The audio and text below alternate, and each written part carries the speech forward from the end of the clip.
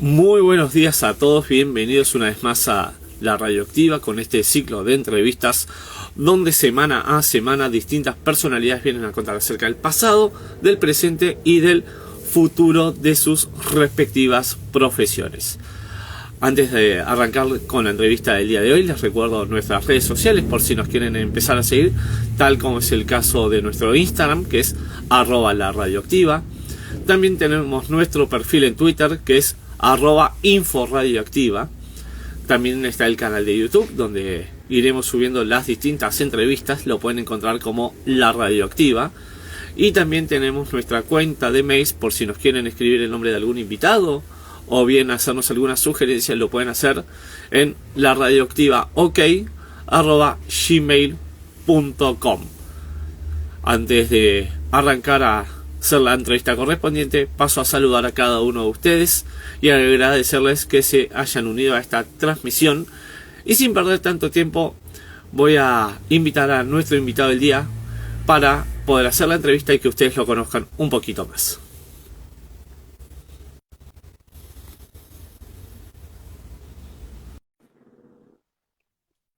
Ahí le mandamos la solicitud, así que esperamos que él acepte y empezamos a transmitir. Ahí está. Hola Javier, ¿cómo estás? ¿Qué tal, Octavio? ¿Cómo estás? ¿Todo bien? Ante todo, bueno, muchas gracias y bienvenido a la Radioactiva. Bueno, gracias a vos. Por favor, no sé desde qué parte del mundo nos estás hablando porque sé que andas constantemente moviéndote.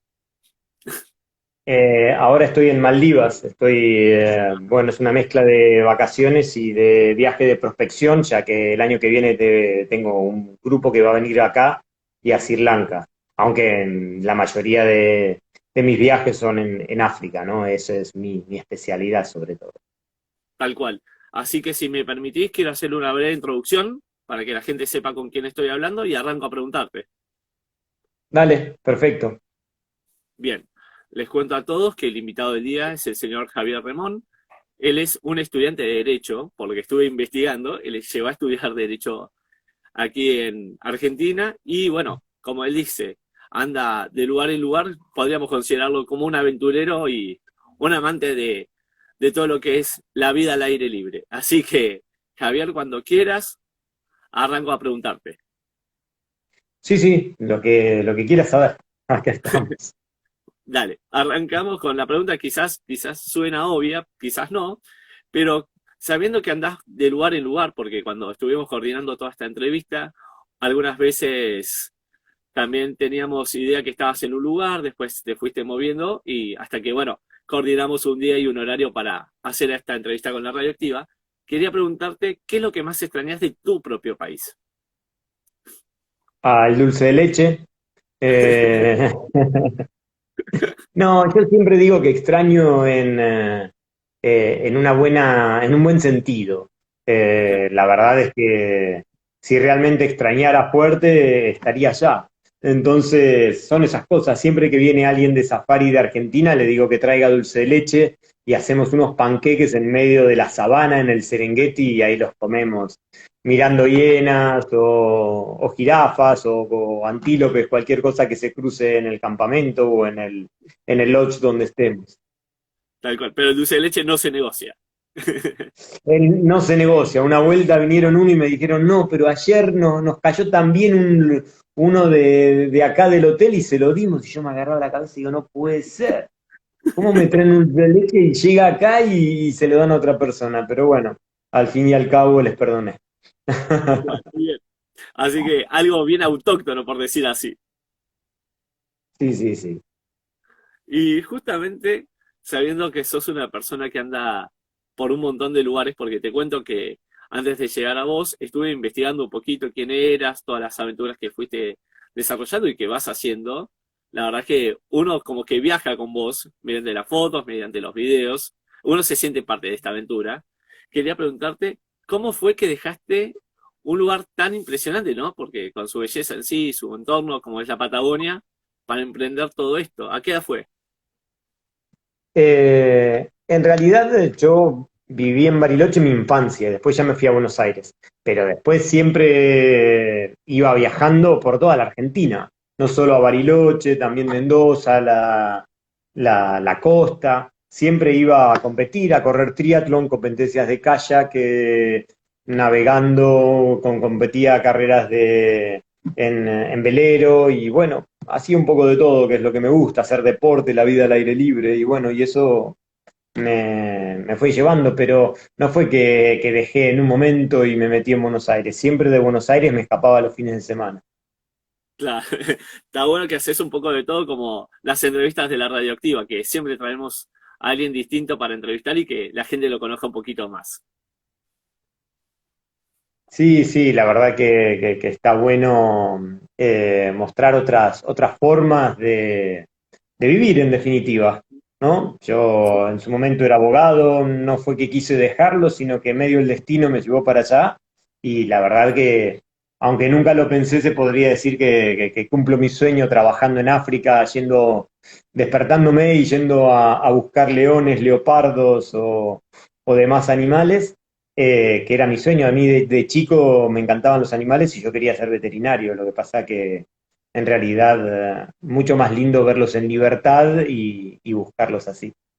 Claro, ser veterinario también implicaría cuidarlos, ¿viste? Atenderlos y demás cuestiones. Sí, sí, sí, pero bueno, cada cosa tiene lo suyo, su encanto y bueno, y también su sacrificio, ¿no? Tal cual. Así que también aprovecho para comentarte que gracias al material que me aportaste justamente para interiorizarme un poco más acerca de lo último que habías hecho, llegué a ver que habías escalado el Aconcagua, el Kilimanjaro y bueno, ni más ni menos que el Everest, que es el monte más alto del mundo, ¿no? El techo del mundo, como se le dice en geografía. Quería preguntarte si cada montaña es un desafío distinto. Llegar al Everest fue como decir, bueno, llegué acá y no me puedo permitir nada más, o siempre querés algo más en lo que es esto de tu vida al aire libre con la naturaleza, como quieras llamarlo. Ah, siempre se quiere algo más, no tiene por qué ser algo más difícil o más complicado, pero bueno, ahí sin ir más lejos, siempre después del Everest todo el mundo me pregunta, ¿y cuál es la próxima? No sé, tampoco tenía pensado el Everest salió durante la cuarentena y me la pasé haciendo deporte y de repente me di cuenta que estaba entrenado y digo, uy, estoy entrenado como para ir al Everest y bueno, y me fui. Eh, pero, pero bueno, surgió medio así, también surgió en mayo, hace 3, 4 meses, la posibilidad de cruzar el Atlántico, el Océano Atlántico a vela, y bueno, van saliendo cosas y yo si veo algo interesante, pues enseguida me mando a hacerla. Eso sí. Es increíble, ¿no? No, porque uno te escucha con esa naturalidad, pero también para otro que quizás no es tan amante de los deportes o que quizás le gustan, pero desde el otro lado, ¿no? Como diciendo, sí, me gusta cómo la gente lo hace, no hacerlo yo, ¿viste? Entonces, quizás dice, ¿cómo fue que llegó tan alto? Porque quizás uno mira de expediciones o gente que quizás ya está más empapada en el tema, porque quizás los conoce más de nombre y demás cuestiones, que decís, ahora tener la posibilidad de hablar con una persona que llegó tan arriba, yo creo que enorgullece a propios y a extraños también. Sí, bueno, para mí, yo me nací en la montaña, crecí subiendo montañas y bueno, cada vez ir un poco más alto se ve como algo normal o natural para mí. Y bueno, siempre me gustan los desafíos, así por eso el Aconcagua lo hice en solitario, siempre trato de agregarle una montaña previa o cosas así, para darle un sabor especial. A mí me encanta hacer el deporte y lograr cosas y conocer lo más que se pueda también me gusta mucho. Seguro. Y recién hablabas de tu sueño de chico que era trabajar como veterinario y estar en África rodeado de animales. Uno ve la cantidad de fotos que va subiendo de los safaris y ver los animales así, como decir, al alcance de la mano, ¿no? De repente levantarte un día y encontrarte a los leones a 100 metros, ¿no? Entonces, debe ser algo impresionante. Quería preguntarte acerca de las culturas y los países, ¿no? Porque cada cultura, cada país es un entorno totalmente distinto. Pero hasta ahora, ¿cuál fue el lugar o cultura? Porque quizás es un país que tiene un montón de cosas y hay algo en especial. Quería preguntarte, ¿qué fue lo que más te sorprendió hasta el momento? Quizás en cuanto a culturas y tribus, Sur Sudán. Sur Sudán es un país que ha estado en guerra civil de los últimos 40 o 50 años, 30, 35, prácticamente todo el tiempo. Entonces, las tribus que están ahí han quedado aisladas, o sea, está es muy interesante ir a visitarlos y todo, pero en definitiva el turismo lo que hace es contaminarlos y dejar que de repente conserven su cultura, sus costumbres. Hay algunos casos en el cual el turismo ayuda a que la conserven, pero en otros no. Y bueno, entonces Sur Sudán es que no sabían ni lo que era una cámara de fotos. Una chica, recuerdo que le saco una foto y después le muestro que le saqué la foto y estaba con un bastón. Y después cuando vio la foto, estaba ella apoyándose en el bastón, tira el bastón para el costado y se me pone con la mano en la cadera, así, posándome. No, la verdad que hay experiencias muy lindas y quizás lo que más me sorprendió en cuanto a culturas y tribus sí ha sido Sudán. Hoy en día no se puede ir a visitar ahí, estaba planeando un viaje que me habían pedido para febrero, para ir, para ver las tribus. Lo que sucede es que Sudán es el país africano más joven, se separó en el 2011. ¿Y qué sucede? Primero se peleaban en la guerra civil, eran los árabes contra las tribus. Los árabes en el norte de Sudán contra lo que era Sur Sudán, las tribus. Pero ahora que lograron su independencia, pues se están peleando entre las tribus. A ver quién es la que logra más beneficios, quién tiene el poder, y bueno, es un no acabar el tema de la guerra civil en Sur Sudán, desafortunadamente.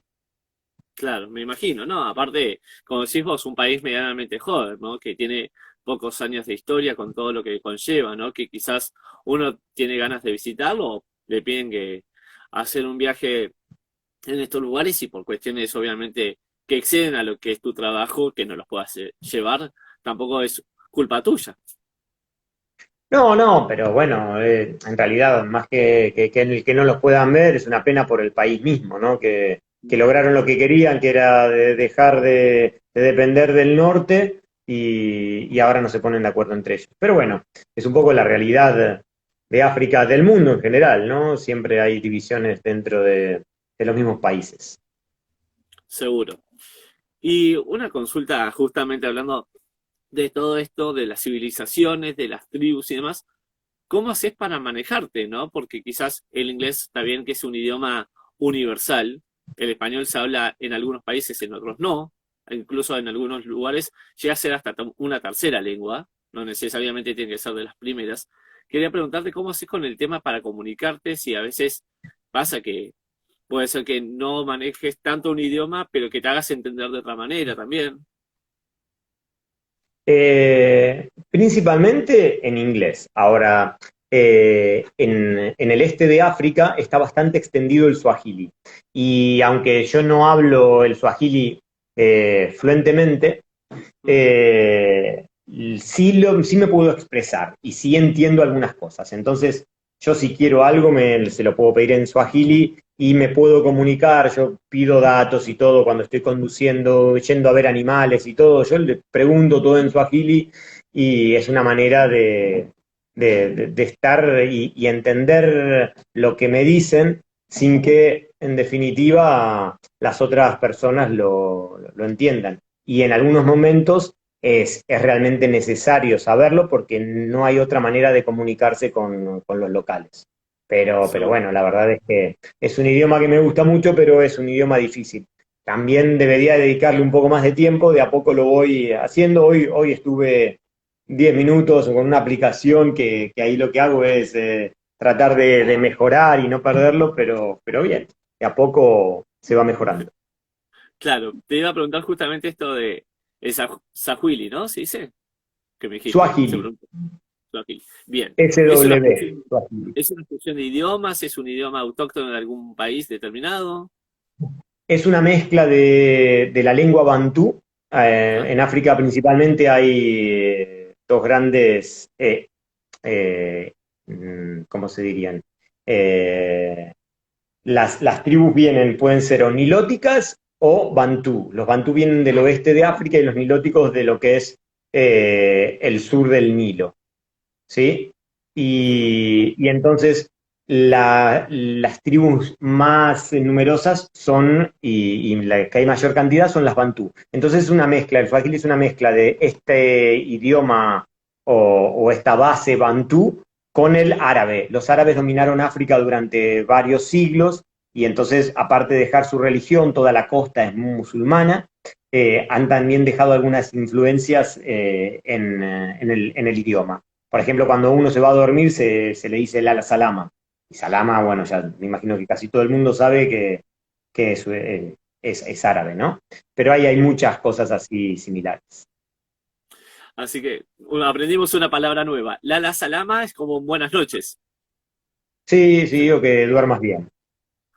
Bien, mira, está bueno porque aparte de ser un programa de interés general, la radioactiva también aprende cosas nuevas todo el tiempo y eso está buenísimo también que nos Pero haga todos llegar saben esto. un poco de Swahili, ¿eh? Que el Rey León dejó sus enseñanzas. Simba es león y Rafiki, que era uno de los amigos de Simba, del Rey León, Rafiki justamente significa amigo. Y Hakuna Matata, que es muy conocida, no hay problema. Claro, eso sí, esa sí me he acordado por la película. Incluso con la canción también es muy pegadizo porque se lo dice constantemente a lo largo que la vas escuchando o la letra en sí lo va conteniendo la palabra. Sí, sí, sí, totalmente. Yo lo uso todo el tiempo, Hakuna Matata. Es como un lema, por decir así. Sí, bueno, por la película es medio un lema, pero bueno, también es un es una buena frase, no hay problema, cuando pasa algo, simplemente no te hagas problema. Perfecto. Y justamente hay algo que quizás uno ve en las fotos y en los distintos viajes que vas realizando. Quería preguntarte esto, ¿no? Que es impresionante, pero al mismo tiempo es tan impresionante, ¿no? No solamente sea desde el lado audiovisual, porque puede ser que sea una grabación, un video y un relato tuyo, como también una foto. Quería preguntarte si en cada lugar que vas tratás de quedarte con algún recuerdo, quizás una foto, comprar algo de el lugar donde estás y como llevarte algo propio de ahí para decir, bueno, pasé por acá. Eh, bueno, trato de no llevarme demasiado, siempre algún recuerdo sí me llevo o algo así, pero no es que tengo un lugar donde guardo de cada lugar al que voy. Pero sí hay cosas, tengo una linda colección de máscaras africanas y estatuas, por ejemplo. Las tengo un poquito diseminada por diferentes partes del mundo, algunas en Argentina, otras en Europa, otras en África. Pero sí, eso la verdad que me gusta. Y bueno, cada vez que veo algo lindo y últimamente digo no lo tengo que comprar porque después no sé dónde lo pongo, pero a veces caigo en la tentación y lo compro. Tal cual. ¿Y cuál es la base tuya? O sea, ¿dónde es el decís, bueno, este es mi lugar de residencia? ¿Tenés un lugar fijo? Porque sé que andás de lugar en lugar. No, no, la verdad es que no tengo un lugar fijo. Después de la cuarentena quise que fuese Bariloche, pero no he vuelto demasiado. Entonces, medio ahí. Otro poco puede ser en Londres, otro poco en Arulla y otro poco en España. Entonces, así, voy Ah, bien. como. Pero una base en sí no tengo. Vas mutando, por decir así. Y sí, me voy moviendo bastante. Tal cual. Y justamente quería preguntarte si más o menos llevas un registro de todo lo que llevas viajado, ¿no? Por lo que leí, son más de 80 países. Pero si lo traducimos a ciudades, más del doble, seguramente. Sí, no, ciudades no se podrían contar. No, sí, sí, ya estoy arañando los 100 países. No sé cuánto me quedan, si cuatro, cinco o algo así. Pero sí, la idea es para el año que viene llegar a los 100 países recorridos, Bien. visitados. No hay pasaporte que Ujú. aguante ahí, ¿eh? Uy, los pasaportes, sí, siempre le estoy diciendo a los de migraciones y eso que me pongan los sellos uno arriba del otro o bastante juntos, porque si no, las páginas desaparecen rápido, eso sí. Me Hay parece, una página, aunque ese pasaporte ya lo tengo casi quemado, hay una página dos páginas espectaculares en uno de mis pasaportes que le he sacado muchas fotos porque realmente da gusto verlo, ¿no? Y lo veo y bueno, a todo gran viajero, el ver los claro. sellos y demás y todo es un sabor especial. Y sí, ¿no? Aparte, como decís vos, ¿no? Aprender todo el tiempo algo nuevo de cada país y decir, bueno, me puedo dar el lujo, porque quizás para uno que quizás le gusta todo lo mismo que haces vos, le llevaría años, tiempo, paciencia, ¿no? Seguramente necesitas de paciencia para desarrollar todo esto. Sí, sí, sí, por eso es lo que decía antes, que no todo es tan fácil, cada cosa tiene su sacrificio, su dedicación, su fuerza, su voluntad para hacerlo y lograrlo. Seguro. ¿Y la familia?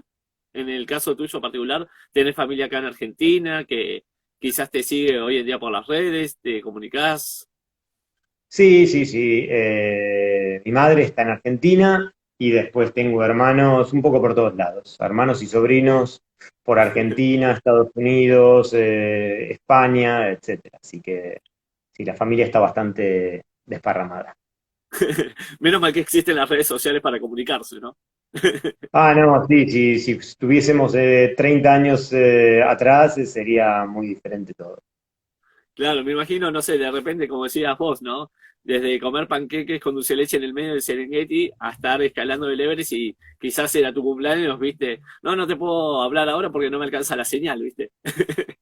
No, sí me ha pasado de pasar el cumpleaños en Sur Sudán sin señal para nada. Bueno, y ahí recién hablando de panqueques en el Serengeti, pues también hubo panqueques en el Everest. Obviamente me llevé Ajá. un tarro enorme de dulce de leche y ahí en el campamento base también comía panqueques con dulce de leche. Y uno, hablando de estas tradiciones, ¿no? ¿Mate tomás? Sí, sí, sí. Sí, cuando viene algún argentino, inclusive tengo un gran amigo mío del sur de Brasil, que es gaúcho, Ajá. De Porto Alegre, bueno, él cuando viene se trae, cuando que ya ha hecho un par de viajes conmigo, se trae mate, yerba, de todo, yerba para mate, yerba para tereré, y sí, nos las pasamos mateando. Así que yo depende un poco más de que cuánto le gusta el mate al que viene, pero sí, yo siempre tengo mate allá en África, Bien. ¿Amargo o dulce tomás vos? amargo. Bien. Viste que hay gente que te está la controversia, ¿no? Los del equipo de mate amargo y los equipos de mate dulce, ¿no? No, bueno, yo no tengo dramas, sea uno, sea el otro, siempre y cuando no le pongan mucho azúcar, pero prefiero la verdad amargo, sí. Tal cual. Y te quería preguntar justamente por el Everest en sí, porque la verdad que es un lugar que a mí siempre me llamó la atención. Es más, nunca tuve la oportunidad de ir, ni de cerca lo conozco. Sí, de fotos, te puedo decir un montón de cuestiones, porque a mí me encanta investigar, como todo periodista, te imaginarás que le encanta leer de todo. Entonces, de repente que se llama Everest por George Everest, que era un topógrafo, que nunca supo él, porque murió antes, que la montaña se iba a llamar por él. O sea, después que se escaló por primera vez hace van a ser 70 años el año que viene, entonces la verdad es que Sí, hay un montón de cuestiones. Quería sí, sí, preguntarte, bueno, el primero que llegó, que fue un neozelandés, Hillary, llegó con un Sherpa, Henry Norgay, y ellos dos hicieron cumbre, perteneciendo, bueno, Hillary fue el último en unirse a una expedición inglesa. Parece que le falló a alguien, a algún inglés a última hora y lo llamaron a él. Y justamente fue el que llegó a la cumbre. Se había intentado otras veces, pero no lo habían logrado.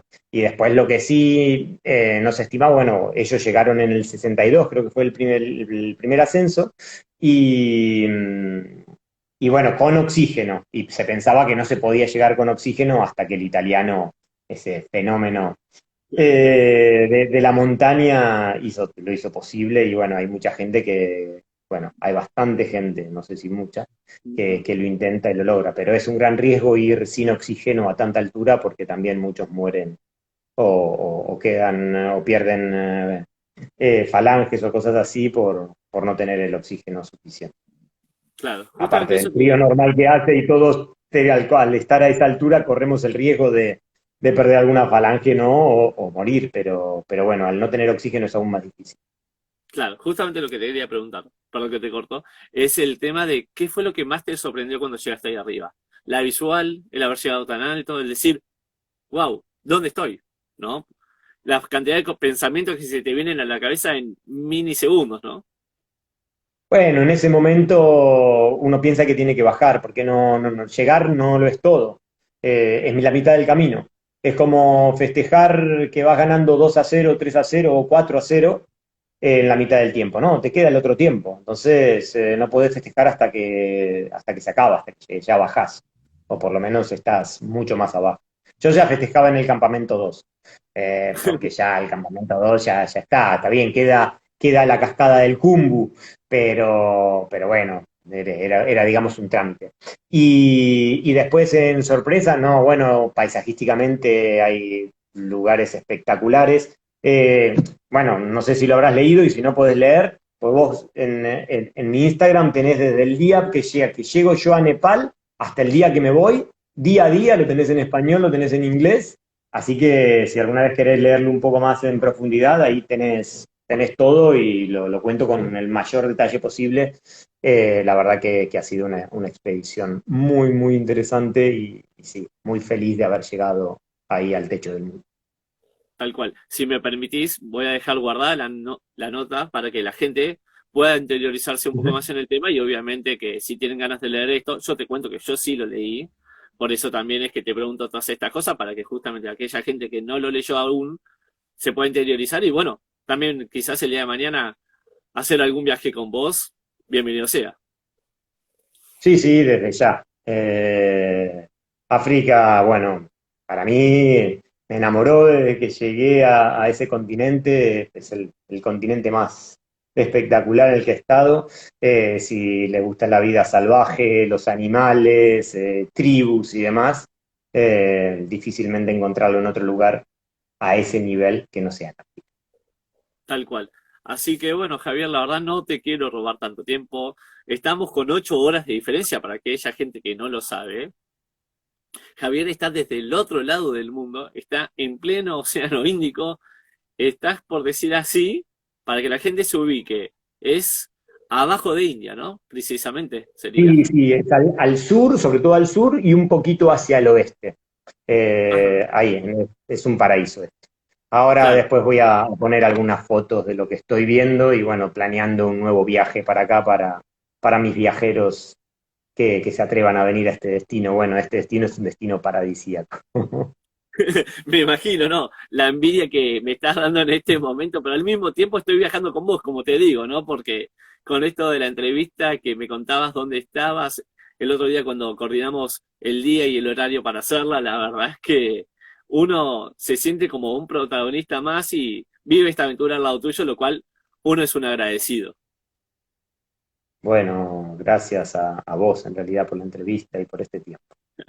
Así que, bueno, para cerrar la entrevista te voy a pedir que por favor la cierres vos, obviamente, diciéndome si te sentiste cómodo durante todo este rato, porque te digo la verdad, escuchándote parecía que estabas en Bariloche, te soy sincero, se escucha muy bien, no sé si te das cuenta que quizás hoy en día con los algoritmos y que los planetas no están alineados, como digo yo, a veces el audio es medio complicado, pero en este caso se pudo escucharlo más bien, no hubo ningún contratiempo. Eso habla bien también de que los dos tenemos una buena conexión, por suerte, porque si no, no podríamos haber llevado a cabo todo esto. Y bueno, por favor que le mandes un saludo a la radioactiva y que te pido, por favor, mantener este contacto con vos más allá de esta entrevista para cualquier otro momento cuando quieras contar algo. Sabes que las puertas de la radioactiva están más que abiertas.